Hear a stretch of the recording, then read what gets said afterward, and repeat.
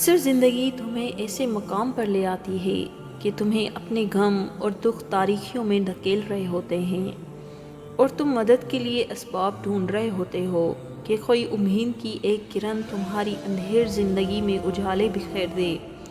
تم مدد کے لیے اللہ کو پکارتے ہو، تمہاری نگاہیں نشانیوں کو تلاش کرتی ہیں اور تمہارا دل سوالات کرتا ہے تم سے کہ اللہ کی مدد آخر کب اور کیسے آئے گی۔ تو سنو، اللہ تعالیٰ نشانی اتارنے کی پوری قدرت رکھتا ہے، وہ معجزوں کا بادشاہ ہے۔ اللہ تعالیٰ قرآن پاک میں خود تم سے مخاطب ہے، وہ کہتا ہے بندہ اپنے معاملات اس کے سپرد کر دے، وہ رہنمائی کے لیے بھی کافی ہے اور مدد کے لیے بھی۔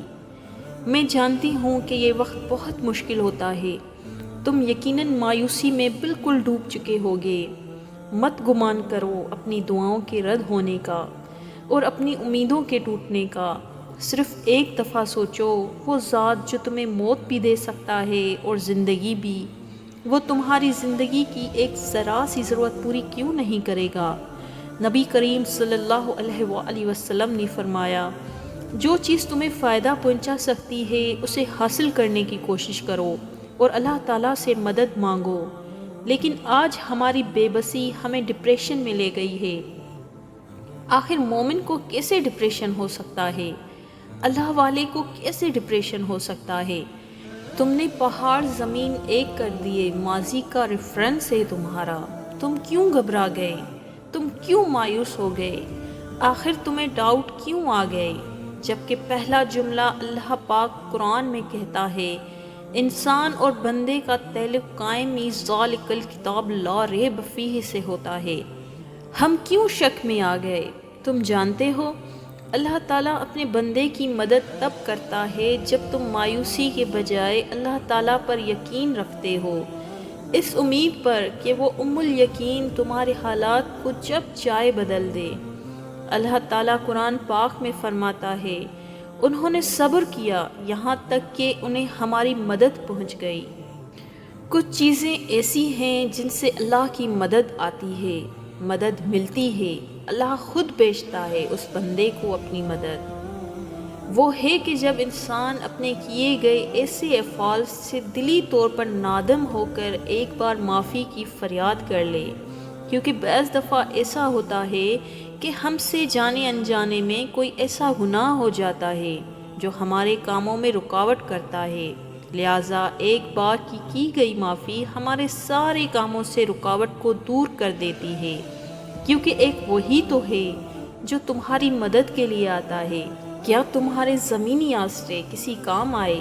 یاد رکھو وہ اپنی مدد مرحلے وار تم پر بھیجتا ہے، وہ تمہیں مدد دیتا چلا جائے گا اور تم اپنے دل میں سکینیت محسوس کرو گے۔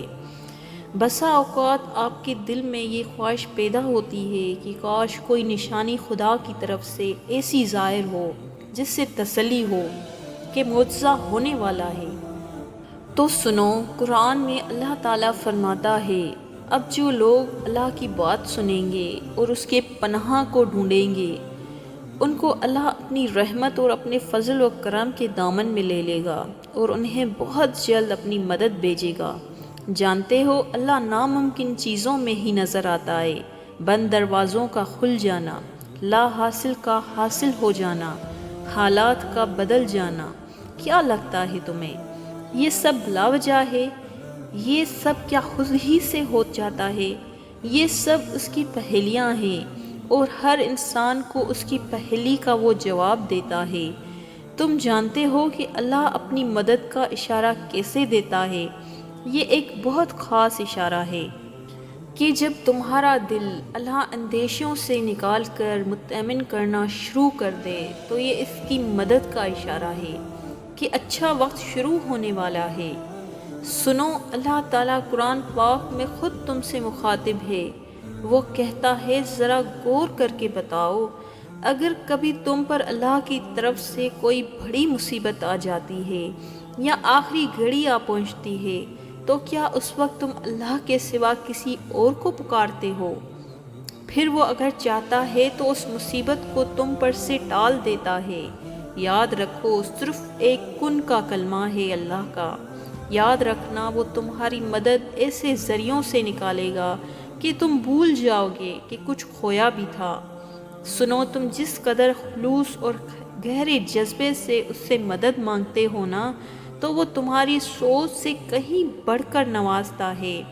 وہ تمہارے غم کے سجدوں کو خوشیوں میں بدل کر ناممکن کو ممکن کرنے والا ہے۔ یقین رکھو، آسمان سے تمہاری مدد کے لیے اللہ کے معجزے اترنے والے ہیں انشاءاللہ۔